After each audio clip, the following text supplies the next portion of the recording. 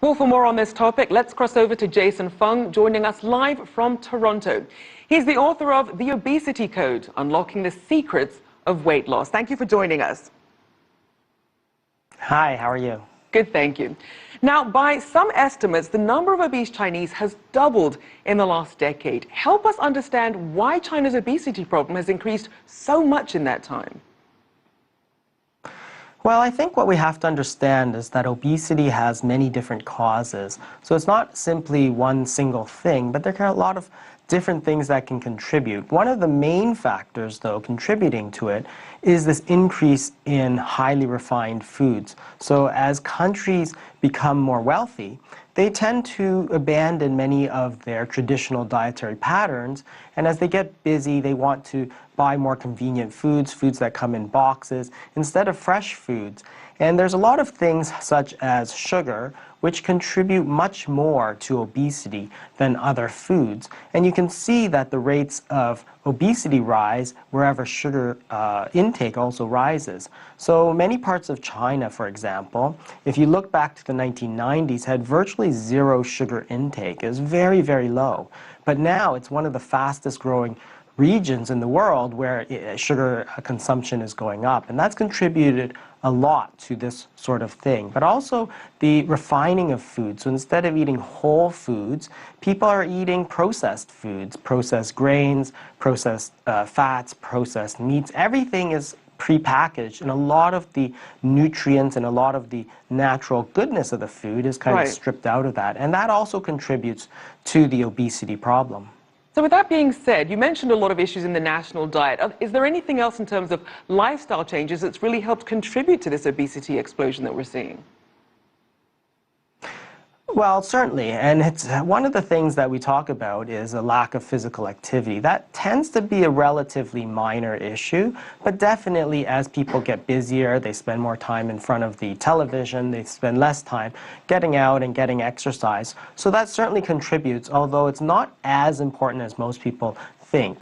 Chronic stress is also a big contributor. Sleep deprivation, for sure, we know contributes to increased hunger and weight gain. So again, as people modernize, as a society modernizes, there's all these 24 hours a day call centers, people are working night shifts, and all these things contribute. People also eat all over the place. They eat in front of the computer, they eat in front of the television instead of a traditional meal, and people eat constantly. If you look at the change in dietary habits in the United States, in 1977, people ate 3 meals a day on average, breakfast, lunch, and dinner. When you go to the 2005 survey, people are eating closer to 6 times a day. And this is not a good news, because when you eat all the time, you're giving your body instructions to store food energy. So if your body's always storing food energy, it has no time to burn off that food energy. And over time, this is going to lead to insulin resistance, type 2 diabetes, and of course the problem is obesity. You're not burning off those calories that you've taken in.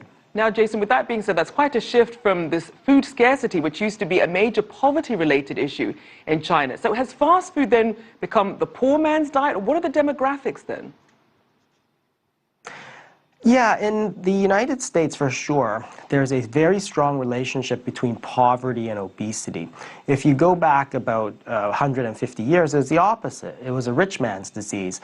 And the reason is that some of these foods that are very, very obesogenic, things such as highly refined grains, flour, bread, sugar, all those are very highly refined, very fattening foods, and they tend to be very cheap. So if you go to the supermarket, for example, you can buy a whole box of pasta and you can feed your whole family, or a whole loaf of bread for $2.99, whereas if you buy some fresh fruit or meat, it will cost you 5 times the amount. So what happens in America, I'm sorry, Jason. I do want to make sure that we get to some of the issues specifically faced by China.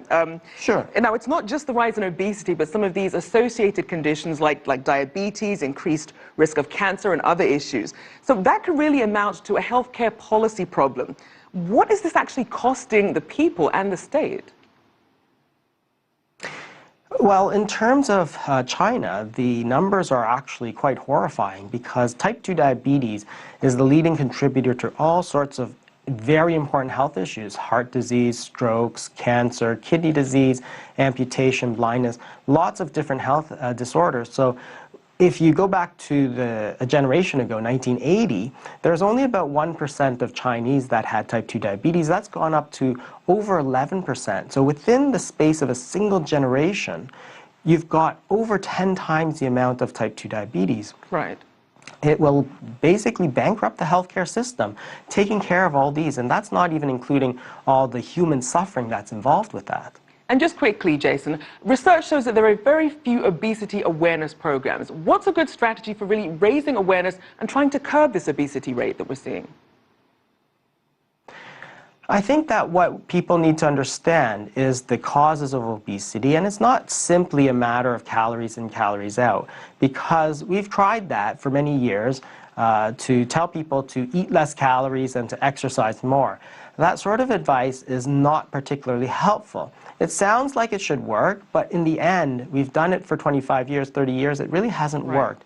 And I think there have to be better strategies to help people understand making different food choices can also lead to weight loss. So taking away some of the sugary foods, some of the highly refined foods, refined grains, and getting back to natural foods. And one of the major shifts we've seen in the last 5 or 6 years is this re-embrace of healthy fats. Jason, I'm sorry. 25 years ago. I'm sorry, we're out of time. We're going to have to leave it there. But thank you so much for joining us. Jason Fung, author of The Obesity Code.